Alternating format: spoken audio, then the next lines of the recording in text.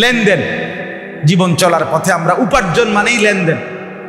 যে আমরা যেভাবে উপার্জন করি, চাকরি বলেন, ব্যবসা বলেন, ক্ষেত বলেন, খামার বলেন, হ্যাঁ, জমির কেনা বেচা বলেন, প্রতিনিয়ত আমরা জীবন চলতে উপার্জন করতে গিয়ে যাই করছি সবকিছু লেনদেন কিনা? কথা বলেন না। এই লেনদেনের মধ্যে হালাল কোনটা, হারাম কোনটা, জায়েজ কোনটা, না জায়েজ কোনটা, বৈধ কোনটা, অবৈধ কোনটা, এটা সংশোধন করা আপনার জন্য লাভ, বাধ্যতামূলক।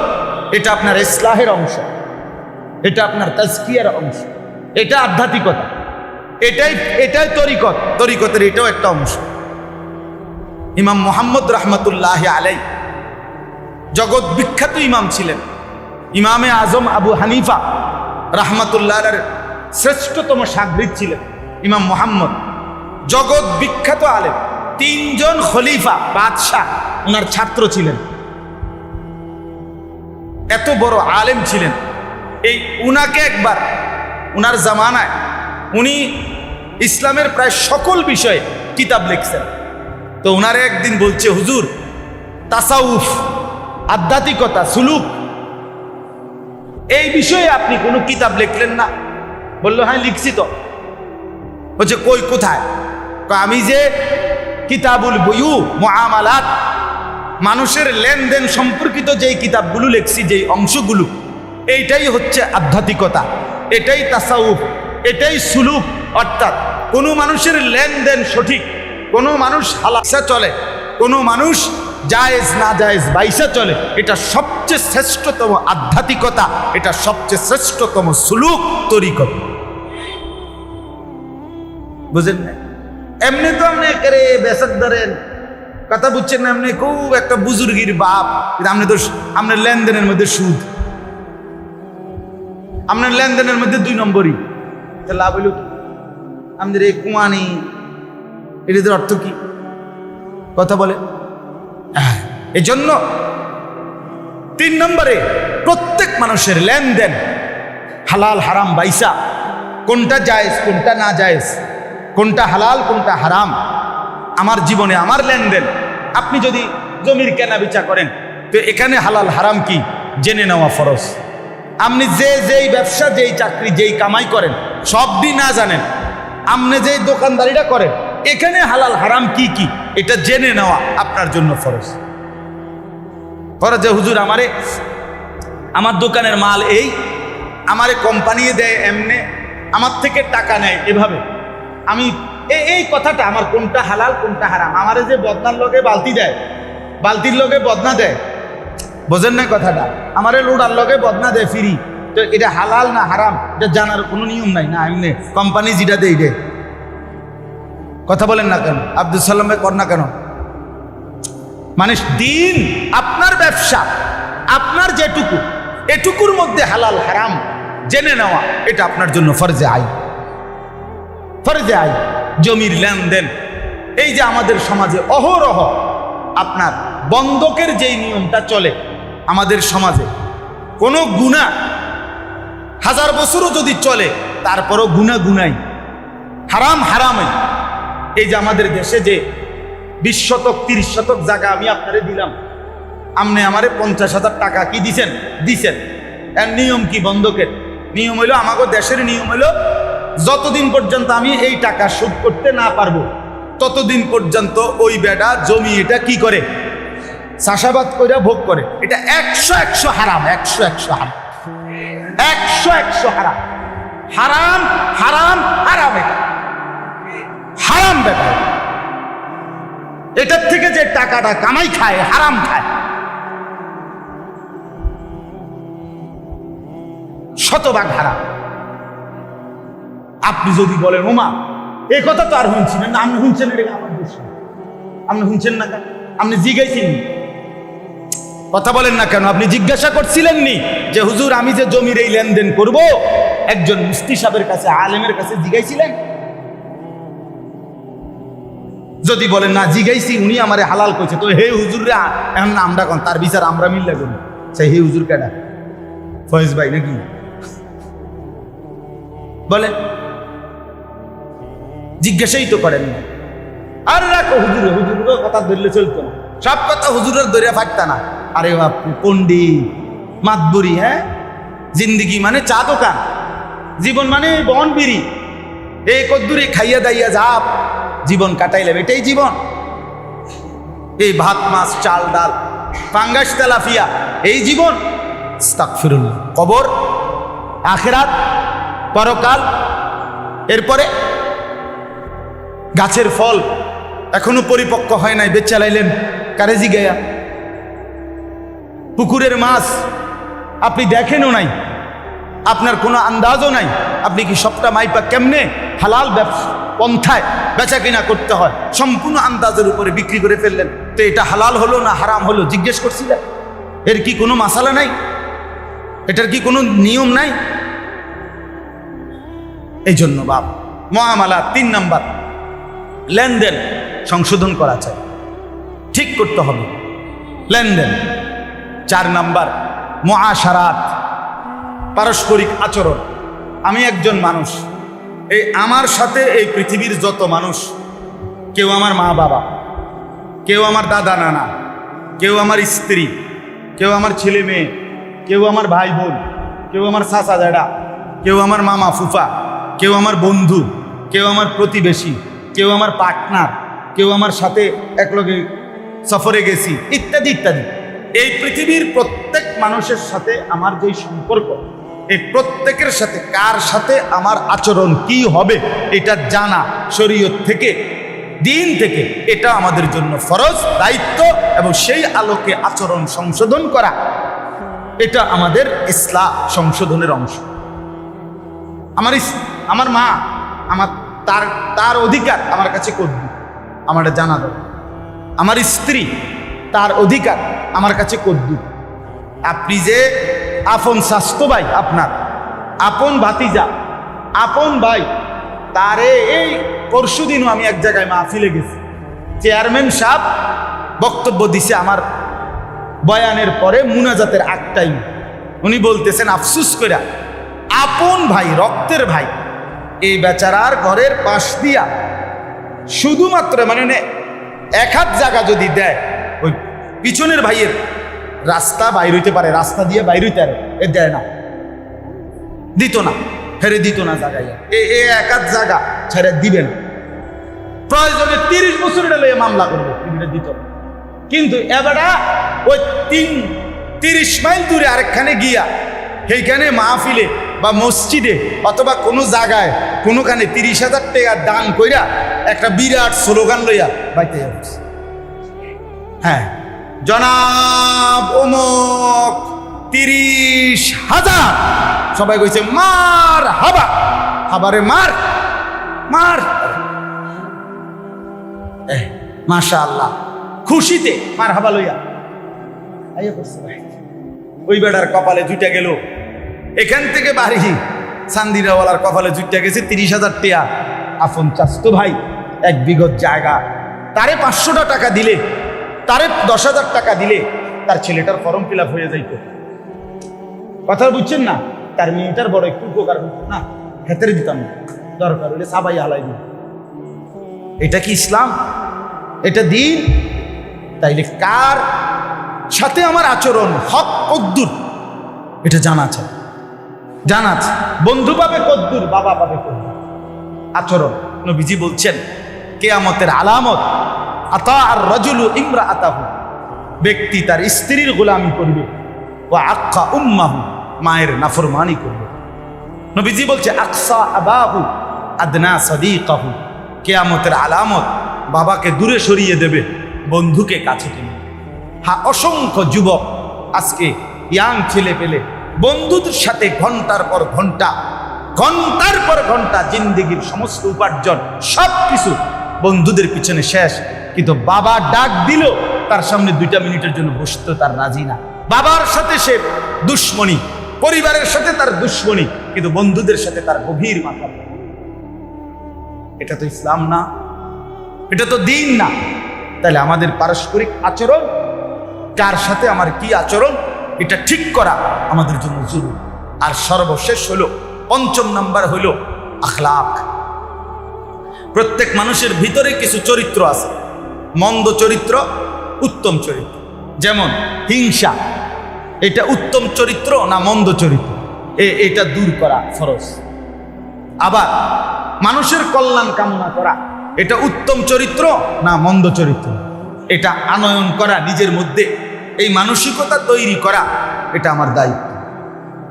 কৃপণতা, এটা উত্তম না অপছন্দনীয়, এটা ত্যাগ করা।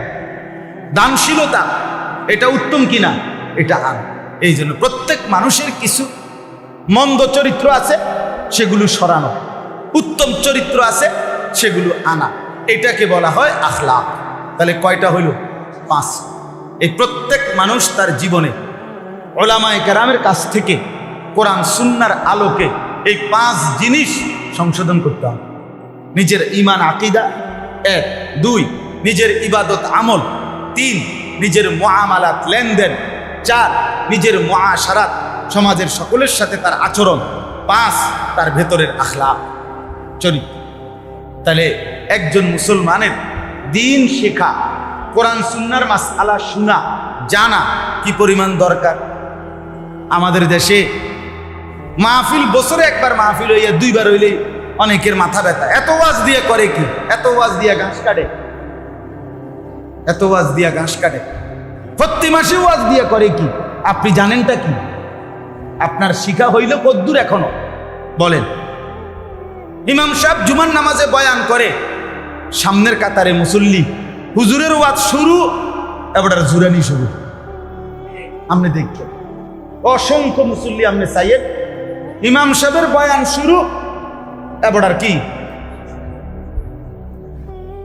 এরকম করে বর্ষি দিয়া মাছ ধরে। ইমাম সাহেবের ওয়াজ শেষ, এবার জুরানি শেষ। এবার আপনি যদি জিজ্ঞাসা করেন, চাচা আর জুরাইতেন না? বলবে জুরাইলাম হইলে, কিন্তু হুজুরে তো ওয়াজ শেষ করে দিছে, এটা হুজুরের দোষ। হুজুরে ওয়াজ থামাইলো কেন? হুজুরে যদি ওয়াজ চালু রাখতো তাহলে উনি আরো জুরাইল। তাহলে আপনি কি শুনলেন?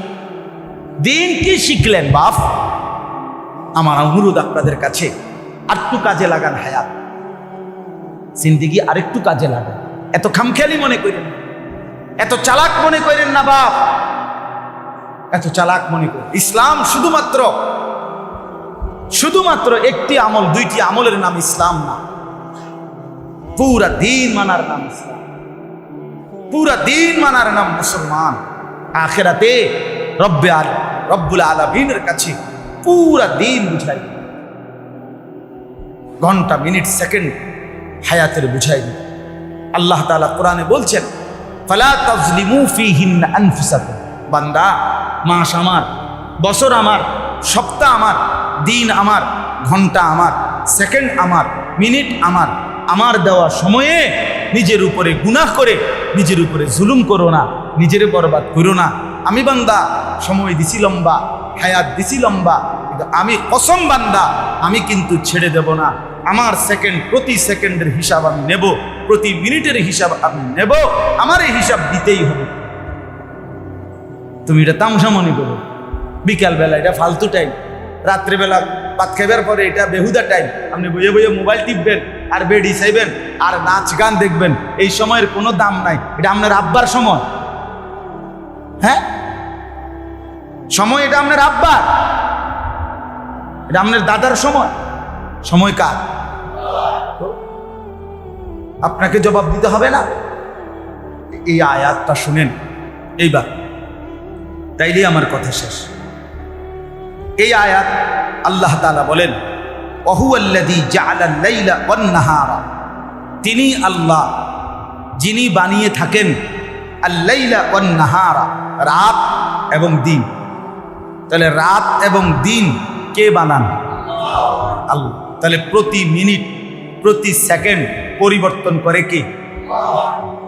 ইউকাল্লিবুল্লাহুল লাইলা ওয়ান নাহার। আল্লাহ বলেন, আল্লাহই রাত এবং দিন পরিবর্তন করে থাকেন, পরিবর্তন করে থাকেন। আল্লাহ বলেন, তিনি আল্লাহ যিনি রাত এবং দিন বানান, খিলফাতান, কিরকম বানান? পর্যায়ক্রম, ধারাবাহিক, বাই রোটেশন। একবার রাত, একবার দিন, একবার রাত, একবার দিন, একবার রাত, একবার দিন। এর কোনো ব্যতিক্রম আছে? কথা বলেন, এর পরিবর্তন আছে? আপনাদের আমাদের কারো সুবিধার জন্য, অসুবিধার জন্য একসাথে 48 ঘন্টা রাত থাকার সুযোগ আছে? 72 ঘন্টা দিন সুযোগ আছে কি কোনো? আল্লাহ বলেন অহু আল্লাযী জাআলাল লাইলা ওয়ান নাহারা খিলফাতা, তিনি আল্লাহ যিনি রাত এবং দিনকে বানান খিলফাতান মানে পর্যায়ক্রম, ধারাবাহিকভাবে, বাই সিরিয়াল, একবার রাত একবার দিন, একবার রাত একবার দিন। এখন প্রশ্ন হলো, আল্লাহ বলেন যে যদি আমাকে প্রশ্ন করো আল্লাহ আপনি রাত কেন বানান, আপনি দিন কেন বানান, এই সময় কেন দিলেন, এই হায়াত কেন দিলেন, জীবনের এই ঘন্টা মিনিট সেকেন্ডগুলো কেন বদলাচ্ছেন? আল্লাহ বলেন দুই উদ্দেশ্যে। এক, লিমান আরাদা আন ইয়াযাক্কারা, যারা আমি আল্লাহকে স্মরণ করতে চায়, আমার জিকির করতে চায়, আমার বন্দিগি করতে চায়, আমার গোলামি করতে চায়, আমি তাদের জন্যই রাত বানাই, তাদের জন্যই দিন বানাই। কোনো সিটার, বাটপার, কোনো সুদখোর, ঘুষখোর, হারামখোর, কোনো নাফরমান, বেহায়া, পাপী, খোদার কসম আল্লাহ বলেন এই সমস্ত সিটার বাটপারের জন্য আমি রাত দিন বানাই নাই, আমার গোলামি, আমার বন্দিগি করে নেওয়ালা বান্দাদের জন্য বানাচ্ছি। وهو الذي جعل الليل والنهار خلفة لمن أراد أن يذكر, যারা যারা আমি আল্লাহর গোলামি করে, জিকির করে, আমাকে সেজদা করে, রাত যদি আমি না আনি আমার বান্দা তাহাজ্জুদ করবে কেমনে? সকালের সূর্য যদি আমি না উঠাই আমার বান্দা ইশরাক করবে কেমনে? দ্বীপ প্রহর যদি আমি না বানাই আমার বান্দা যোহর পড়বে কেমনে, আসর পড়বে কেমনে? সূর্য যদি আমি না ডুবাই মাগরিব হবে কিভাবে?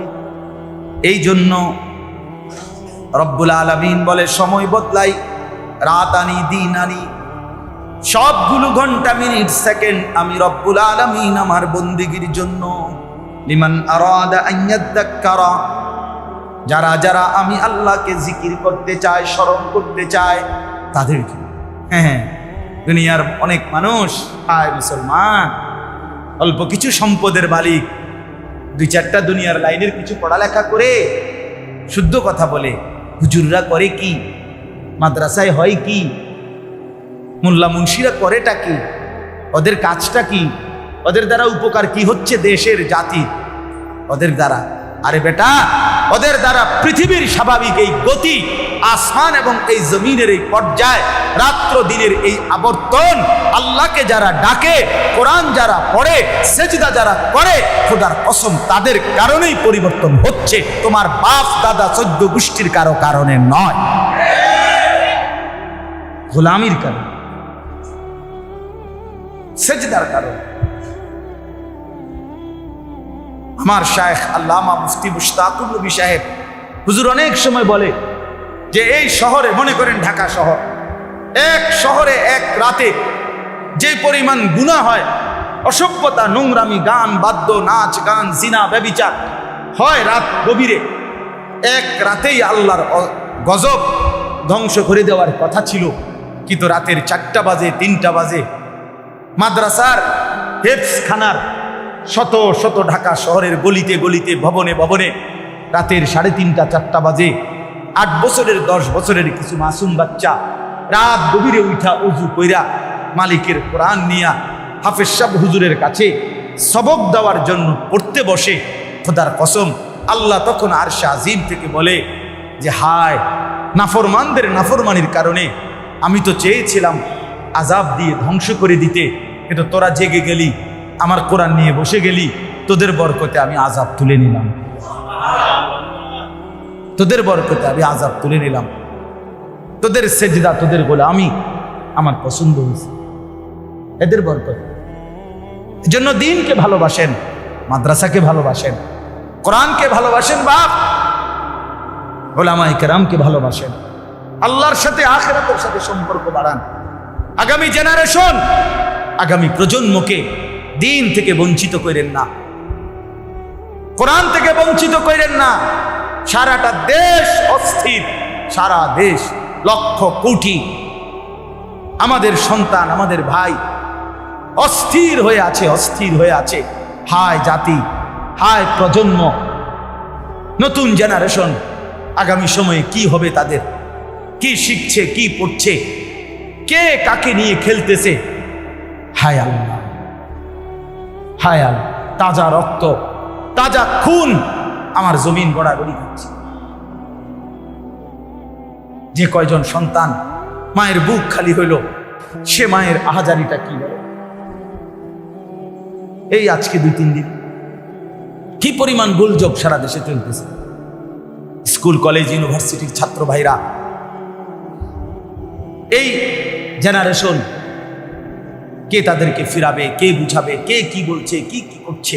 হায় আল্লাহ, এই জন্য বাপ আমার অনুরোধ রইল, সারা পৃথিবী মিলে মানুষ ইসলাম এবং মুসলমানকে, ইসলাম বিরোধীরা ধ্বংস করার বহুমুখী ষড়যন্ত্র, কেউ সিলেবাস, কেউ শিক্ষা কারিকুলাম, সবাই শুধু অস্ত্র দিয়েই মুসলমানকে ধ্বংস করবে, বিষয়টা এমন না, বিষয়টা এমন না। যদি ক্লাস 1 থেকে মাস্টার্স পর্যন্ত আখেরাত, পরকাল, কোরআন, সুন্নাহ, কবর, হাসর, মিজান, ফুলসেরাত, এই কথাগুলো যদি মুসলমানের সন্তান সঠিকভাবে শুনতে না পায়, শিখতে না পায়, তো 20 বছর পরে হইতে পারে যে আস্তিকের চাইতে নাস্তিকের সংখ্যাই বেড়ে যায়। আল্লাহকে চিনাওয়ালার চাইতে চেনে না এমন সন্তানই বেড়ে। এখনই তো আমাদের হালাত হইল, অসংখ্য ছেলে পেলে, অসংখ্য মুসলমান আল্লাহর কোরআন না পারা, না পড়া, শিখতে শুদ্ধ দেখে দেখেও করতে পারে না। এটা যে একটা অপরাধ, এইটাও তো স্বীকার করতে চায়। আপনি বোঝেন নাই আমাদের কথা। আপনি এই সমাজে চলেন না, এখন আপনাদের এলাকায় কাবিলা হাঁটি, যারা যারা কোরআন শরীফ শুদ্ধ করতে পারে না, এটা যে একটা দোষ, এটা যে একটা ত্রুটি, এটা যে একটা অপরাধ, এটা যে একটা গুনাহ, এইটাও তো ওনার কলিজার ভিতরে নাই। আমি চান না, যদি কলিজার মধ্যে থাকতো সে একটু হইলেও তো কোরআন শরীফ শিখার চেষ্টা করতো না। এটা যে অপরাধ, এটা এটাই বোঝে না এখন। এরপরে তো এরপরের জেনারেশন আগামী 20 বছর পরে বলবে কোরআন শরীফ কি জিনিস, কোরআন শরীফ কি জিনিস চিনলাম না তো। আপনি সারা বাংলাদেশের মসজিদে চলেন, আমার লগে চলেন, 1000 মসজিদ আমরা হাঁটি, 1000 মসজিদে গেলে প্রত্যেক মসজিদে 20টা, 50টা, 100টা কোরআন শরীফ পাইবেন মসজিদের মধ্যে আছে তাকে। কিন্তু আল্লাহর সাক্ষী রেখা ওই মসজিদওয়ালাদেরকে শুধু জিজ্ঞাসা করবেন যে পশ্চিম দিকে ফিরা আল্লাহর কসম করে বলেন কয়টা কোরআন শরীফ এই গত 6 মাসে 1 বছরে কেউ ধইরা তেলাওয়াত করছে কয়জন, এটা খুব বুঝি। কথাটা বুঝছেন না? পড়িন না কই তো কোরআন শরীফ শুধু তাকে সাজাবার জন্যই তো 23 বছরে নবীর দিবাই নিশির কষ্ট, শুধু তাকে একটা কোরআন শরীফ বিপদে পড়লে 2টা কোরআন শরীফ মান্নত করবেন, আর বউয়ের ডেলিভারির সময় 2টা কোরআন শরীফ মান্নত করবেন, ফুদ বিদেশ যাবার টাইমে 2টা কোরআন শরীফ মসজিদে দিবেন। 23 বছরে নবীর উপরে কোরআন নাজিল হওয়ার মাকসাদ এটাই তো ছিল না? আমরা বিপদ আপদে মান্নতের লাগিয়া কোরআন শরীফ জমা দিমু, এই তো কোরআন শরীফের উদ্দেশ্য। এটা পড়বে কে? এটা শিখবে কে বলেন? এখনো বাংলাদেশে আপনাদের অনেকের গায়ে সহে না, এত মাদ্রাসা ছোট ছোট এটি করে ডাকে। এখনো বাংলাদেশের সর্বোচ্চ 90 থেকে 1 লক্ষ মাদ্রাসা, আর কমপক্ষে আপনার 6 লাখের চাইতে বেশি জেনারেল শিক্ষা প্রতিষ্ঠান, আরো বেশি। 98%, মাত্র 2 থেকে 3% সন্তান বাংলাদেশে ছেলে মেয়ে মাদ্রাসায় পড়ে, সরকারি কওমি দুটোটা মিল্লা। 97% সন্তান এখনো স্কুলগামী। তো খুব বেশি হয়ে গেছে না? কথা বলেন না কেন? মাদ্রাসা খুব বেশি হয়ে গেছে, মসজিদ বেশি হয়ে গেছে, হুজুর খুব বাইরে গেছে নাকি? তা হুজুরের যন্ত্রণায় আপনারা মরিয়ে যেতেছেন নাকি? হ্যাঁ বলেন, কই এখনো আলেম, কই এখনো মাদ্রাসা কোথায়? এখনো কয়জন? আমি খুলনা ইউনিভার্সিটিতে, খুলনা প্রকৌশল ইউনিভার্সিটি, ওইখানে গেছিলাম। ওইখানের জমি, মানে খুলনা ইউনিভার্সিটির এই জমিটা 17 একর, 1700 শতক, 1 একর 100 শতক। বাংলাদেশের কয়টা মাদ্রাসা মিলাইলে, কয় হাজার মাদ্রাসা একসাথে জায়গা মিলাইলে, কাবিলা বাজারে যে নেসারিয়া মাদ্রাসার জমি মানে 1 একর তো নাকি 1000 শতক, ঠিক তো? তো কদ্দুর জায়গা 40 শতক। তো তাহলে ওইখানে 17 একর জায়গা, বাংলাদেশের একটা ইউনিভার্সিটি। তো ঢাকা ইউনিভার্সিটির জায়গা কদ্দুর, জাহাঙ্গীরনগর ইউনিভার্সিটির জায়গা কদ্দুর, চিটাগাং ইউনিভার্সিটির জায়গা কদ্দুর, বলেন কথাটা বুঝছেন কিনা? তাইলে এখনো মাদ্রাসাগুলো কি খুব বেশি জায়গা দখল করে নিয়েছে বাংলাদেশে? তো এই জন্য আপনাদের কাছে আমি অনুরোধ করলাম, মেহেরবানি করে বুঝতে শিখেন, দয়া করে আল্লাহর ওয়াস্তে এই কথাটা বুঝেন। এই রাত, এই দিন কাজে লাগাবেন, নিজের ঈমান, নিজের আমল, নিজের আখেরাত, নিজের পরকালের ফিকির আরেকটু বেশি, নিজের এবং স্ত্রী সন্তানের আরেকটু ফিকির বাড়াবেন। বলেন ইনশাআল্লাহ। শেষ শব্দ হইল আও আরাদা শুকুরা। আল্লাহ বলেন দ্বিতীয়ত, রাত এবং দিন আমি আল্লাহ যেই উদ্দেশ্যে বানাই, এই সময় বদলাই, এটার দ্বিতীয় উদ্দেশ্য হলো যারা যারা আমার নেয়ামত পেয়ে আমি আল্লাহ শুকর আদায় করতে চায়, তাদের শুকর আদায়ের জন্য আমি আল্লাহ রাত্র এবং দিন বানিয়ে থাকি। অর্থাৎ আমার শুকর আদায় করবে, আল্লাহ আমাকে খাওয়াইছেন, পড়াইছেন, স্ত্রী দিছেন, সন্তান দিছেন, মাল দিছেন, সুখ দিছেন, স্বাচ্ছন্দ্য দিছেন, শরীর স্বাস্থ্য দিছেন, জীবন যৌবন দিছেন। আল্লাহ আপনার শুকর, আপনার জন্য সেজদা দিলাম, আপনার জন্য দান করলাম, আপনার জন্য সাদাকা দিলাম, আপনার জন্য হজ করলাম, আপনার জন্য যাকাত দিলাম। এই যে ইবাদতের মাধ্যমে শুকর আদায় করা, আল্লাহ বলেন আমার শুকর, আমার স্মরণ, আমার শুকর, আমার স্মরণ, এই দুই উদ্দেশ্যের জন্য পৃথিবী বদলাচ্ছি, সময় পাল্টাচ্ছি, রাত্র দিন বানাচ্ছি। আল্লাহ তাআলা আমাদের প্রত্যেককে নিজের হায়াত, নিজের সময়, এই জিন্দেগির কদর করবার তৌফিক দান করেন। দয়া করে আর কোনো দিন ফিরবেন না, আমিও না, আপনিও না, একবারই কবরে যাবেন, আর আসবেন না। কাজে আসার আর কোনো সুযোগ নাই। আজই সময়কে কাজে লাগান, হায়াতকে কাজে লাগান। এমন না সবাই যার যার মতোই থাকবে, সব কিছু চলমান, এরই মধ্যে ইসরাফিল ফুল। এই জন্য আমাদের বাস্তবতা হলো এই, দিন দিন মুখলিসিন অর্থাৎ আল্লাহর প্রতি একনিষ্ঠ ইবাদতকারী বান্দা কমতে থাকে, আর এরই মাঝে একদিন ইসরাফিল ফুল। হাদিসের মধ্যে আছে, নবী সাল্লাল্লাহু আলাইহি ওয়াসাল্লাম ইরশাদ করেছেন, ইন্নাল্লাহা লা ইয়াকবিজুল ইলমা, নিশ্চয়ই আল্লাহ তাআলা ইলমকে, কোরআন সুন্নাহর জ্ঞান, ইনতিজাআন ইয়ানতাজিউহু মিনাল ইবাদ, বান্দার অন্তর থেকে ছিনিয়ে নেবেন না। ওয়ালাকিন ইয়াকবিজুল ইলমা বিকবজিল উলামা, বরং আল্লাহ তাআলা ইলম উঠিয়ে নেবেন ওলামায়ে কেরামকে উঠিয়ে নেয়ার মাধ্যমে। অর্থাৎ এমন হবে না যে একদিন, আজকে বুধবার 10 লক্ষ আলেম পৃথিবীতে আছে, কালকে বৃহস্পতিবার ওই মানুষগুলো আছে, কিন্তু তাদের ভিতরের ইলম এটা নাই, এমন না। বরং আল্লাহর নবী বলেন, ধীরে ধীরে ওলামায়ে কেরাম আল্লাহ তাআলা উঠিয়ে নেবেন। আস্তা আলেম, কোরআন সুন্নাহর জ্ঞান, আমলওয়ালা, মুত্তাকি, ওই মানুষটাই ধীরে ধীরে হারিয়ে যাবে, কমে যাবে। আল্লাহ তাআলা উপযুক্ত আলেম আর বানাবেন না, আর এর দ্বারাই ইলম শূন্য হয়ে যায়, ইলম শূন্য হয়ে যায়। আমি যেমন একটা ছোট্ট উদাহরণ দিই। আপনাদের হুজুর উনি বললেন, এখন উনি আজকে 37 বছর এখানে। এই এখনকার যেই প্রজন্ম, এই এখন যারা নতুন জেনারেশনের উঠতি বয়সের আলেম ও হুজুরও, আপনি তাদের সাথেও যদি কথা বলেন রীতিমতো অবাক হয়ে যাবেন যে উনি 3 বছরে জায়গা বদলাইছে কয়, বুঝেন নাই? এখনকার অনেক, সবাই না, অনেক, এই রীতিমতো অবাক হয়ে যাবে।